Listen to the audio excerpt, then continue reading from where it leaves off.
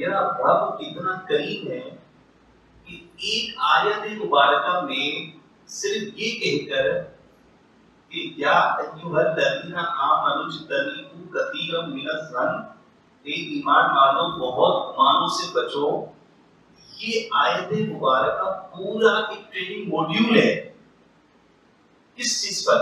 Positive thinking پر، کہ آپ نے ہر چیز کے بارے میں کیا سوچنا ہے، ہر شخص کے بارے میں کیا سوچنا ہے، اچھا سوچنا ہے، برا گمان نہیں کرنا۔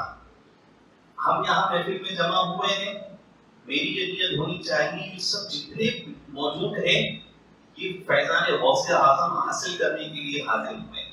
آپ سب جہاں بیٹھے ہوئے ہیں، آپ کی نیت یہ ہونی چاہیے کہ یہ محفل اللہ کے نیک بندے غوث اعظم رحمۃ اللہ تعالی علیہ کی سارے ثواب کے لیے ہے، یہاں رحمتوں کا نزول ہوتا ہے۔ میں اپنی جھولی کو، خالی جھولی کو رحمتیں اور فیضان غوث اعظم سے بھرنے کے لیے حاضر ہوں۔ اب دیکھیں، جب آپ کی ڈائریکشن چینج ہو گئی، ایک ڈائریکشن یہ بھی ہے، جاتے ہیں ذرا دیکھتے ہیں ملتا ہے کہ نہیں ملتا، پتہ نہیں ہوتا ہے کہ نہیں ہوتا۔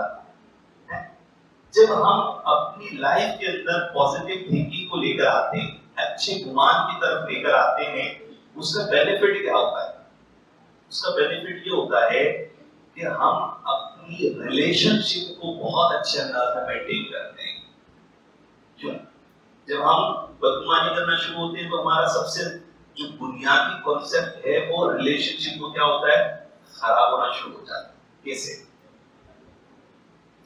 دیکھیں، ایک شخص ہے، آپ کا دوست ہے، بہت اچھا دوست ہے، وہ جب آپ سے ملاقات کرنے آئے گا اور آپ کو کوئی بات کہے گا تو آپ اس کو کس طرح لیں گے؟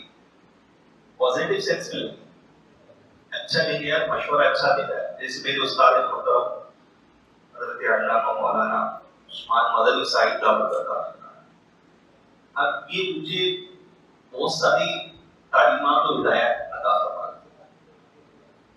اب ان کے دیے گئے مدنی پھول کو میں ایسے لیتا ہوں، ان کے دیے گئے پوائنٹ کو ایسے لیتا ہوں کہ یار اس پر عمل کرتے ہیں۔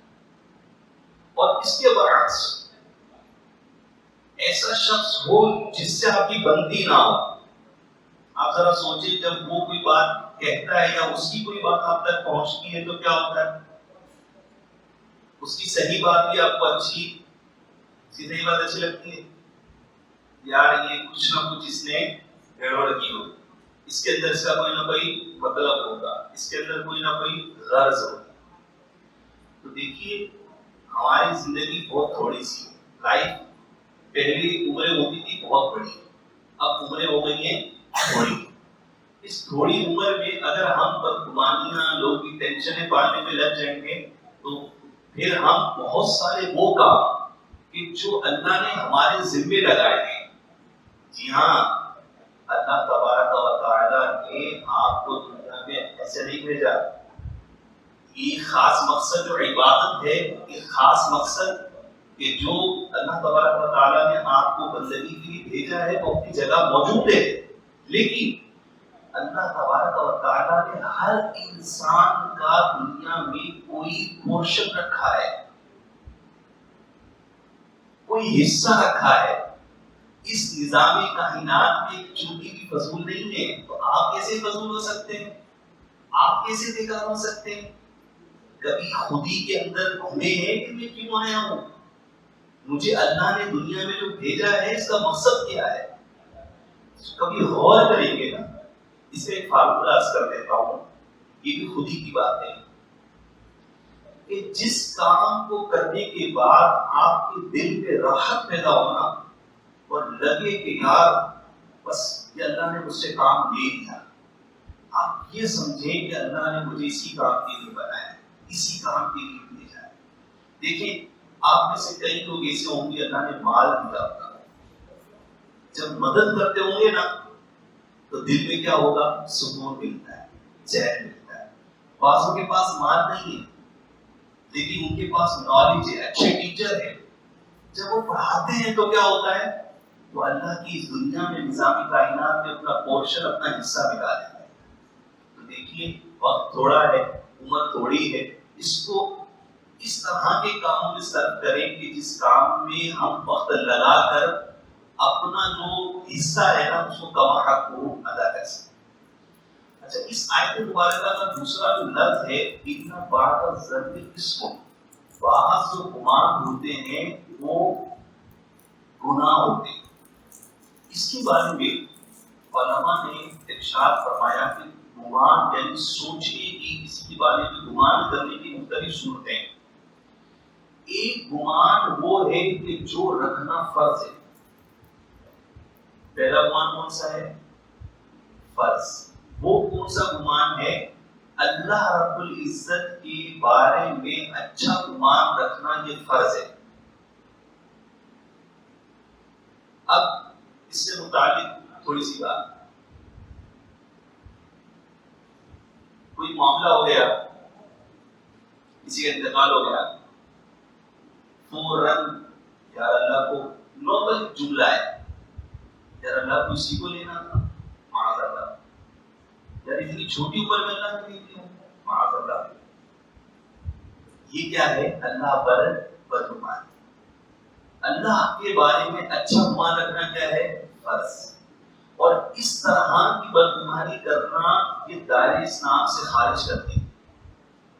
کوئی اللہ کے بارے میں الزام لگاتا ہے کہ معاذ اللہ نے ایسا کر دیا، ظلم کر دیا معاذ اللہ، تو یہ کیا ہے؟ کفر۔ اچھا، ایک گمان جو ہے وہ ہے حرام۔ وہ کون سا ہے؟ وہ گمان ہے کہ مسلمان کے بارے میں بدگمانی کرنا۔ مسلمان کے بارے میں بدگمانی کرنا کیا ہے؟ حرام۔ اور اسی طرح ایک گمان وہ ہے کہ جو رکھنا جائز ہے۔ وہ کون سا گمان ہے؟ وہ گمان ہے کہ نارمل جو فاسق مولوی ہے نا، اللہ لینا گناہ کرتا ہے، اب اللہ لینا شراب پیتا ہے، اب اس کے بارے میں یہ کہنا کہ شرابی ہے، تو یہ گناہ نہیں ہے، یہ گناہ نہیں ہے۔ لیکن ذرا یہ سوچیں کہ ان کیٹیگری کے اندر جو حرام قرار دیا گمان ہے وہ کون سا ہے؟ کسی مسلمان کے بارے میں بدگمانی کرنا، یہ کیا ہے؟ حرام۔ اور اسی کے بعد ایک لفظ ہے جو شاید ہر ایک ہی اس کو مبتلا نظر آتا ہے، فرمایا ولا تجسسوا، ولا تجسسوا، اس کو یاد کریں جب بھی کوئی دوستوں میں بات ہو نا، فیلڈ میں اندر بات ہو رہی ہو، یار ذرا پتا تو لگا اندر کی بات کیا ہے، ذرا دیکھو تو صحیح چل کیا رہا۔ اللہ پاک نے قرآن مجید میں فرمایا، حکم ارشاد فرمایا ولا تجسسوا، اور تو میں نہ پڑھو۔ تو میں پڑھتے ہیں، اللہ رب العزت نے واضح طور پر ارشاد فرمایا کہ تو میں نہ پڑھو کہ اس کا کیا معاملہ ہے، اس کا کیا معاملہ ہے۔ ایک بزرگ کی بات، اور یہ آخری بات ہے، اس بات کو کہہ کر میں آج کی اس اسلامی بیان کو مکمل کروں گا۔ کتنی پیاری بات، آپ کی زوجہ سے انبن ہو گئی، کسی نے کہا کہ کیا معاملہ ہے حضرت؟ انہوں نے کہا کہ وہ میری زوجہ ہے، میری نکاح میں ہے، میں اس کے بارے میں آپ کو کیسے بتاؤں؟ اور یہ سمجھ میں آیا؟ بیوی سے انبن ہو جاتی ہے نا، انبن ہوئی، خبر باہر تک پہنچی، لوگوں نے پوچھا حضرت مولانا صاحب کیا مسئلہ ہے؟ انہوں نے کہا کہ یہ میرے نکاح میں ہے، میں اس کے بارے میں کیا آپ کو بتاؤں، یعنی برائی کیسے کروں، یہ تو میرے نکاح میں ہے۔ اور جب معاملہ آگے بڑھ گیا اور طلاق ہو گئی، اب کسی نے پوچھا حضرت کیا معاملہ تھا، کیوں طلاق ہو گئی؟ کہ اب تو وہ غیر محرم ہے، اس کے بارے میں کیسے برائی بیان کروں؟ پہلے زوجہ تھی، عقد نکاح میں ہے، اس کے بارے میں کیسے آپ کو برائی بیان کریں؟ اور جب طلاق ہو گئی تو اب کیا رہی؟ غیر محرم رہی نا، تو کہا جب غیر محرم ہے تو یہ غیر محرم کی بات میں آپ کے سامنے کیسے کروں؟ ذرا تھوڑا سا تصور کریں، یہ مثال جو ہے نا بڑی، یعنی یوں سمجھ لیں کہ اس وقت کو جچتی ہوئی مثال ہے۔ کہ آج ہمارے گھر میں کوئی معاملہ ہو جاتا ہے، یار بیوی بھی تو اپنی بیوی ہے یار، اور بیویاں بھی سن رہی ہیں تو وہ بھی تو شوہر ہی ہوتا ہے نا، دونوں انسان ہی تو ہے نا. کوئی ایسا تو نہیں کہ کوئی مشین ہے کہ بٹن ٹائپ کریں گے، کوئی فارمولا فٹ کریں گے تو وہی نکلے گا. تو شوق سے بھی غلطی ہو جاتی ہے، بیویاں بھی بیچاری غلطیاں کر جاتی ہیں، کبھی کام 19-20 ہو جاتا ہے، بیویاں بیمار نہیں ہوتی ہے. ہمیں کیا کرنا چاہیے؟ ہمیں ان کی دیکھ بھال کرنی چاہیے، ان کے لیے آسانیاں کرنی چاہیے، ان کے لیے راحت و سکون کا سامان کرنا چاہیے. اور شوہر بھی جب کام سے تھکا آ رہا ہے، بیوی کو دیکھ بھال کرنی چاہیے کہ ابھی پریشان ہے، تھکے آ رہے ہیں، اسٹریس کا شکار ہے. آپ غور کریں، یہ والی کیفیت نہ ہونے کی وجہ سے آج ہمارا معاشرہ کہاں نکل گیا. کل کی بات کال ہے، حضرت ہماری گلی میں میاں بیوی کا جھگڑا ہوا اور ایک ہی وقت میں 3 طلاقیں دے دی گئی. یہ بتائیں طلاق ہوئی کہ نہیں؟ 12 سال شادی کو ہو گئے تھے. اب آپ بتائیے، ہم بھی شادی شدہ ہیں، آپ بھی شادی شدہ ہیں، 12 سال اگر ریلیشن شپ کو ہو جائیں گے کتنی اسٹرانگ ہو جانی چاہیے. 12 سال کے بعد ایک وقت میں، ایک لمحے میں 3 طلاقیں دی. یہ حق ادا کیا، یہ حق کے رفع کا ادا کیا. اور معاملہ کیا تھا؟ معاملہ یہ تھا کہ خرچہ پورا نہیں دیتا، اس وجہ سے جھگڑا ہوتا ہے. ہماری نادانی، ہماری برداشت نہ کرنا، ہماری کیفیتوں میں تحمل نہ ہونا ہمیں کہاں سے کام ہے.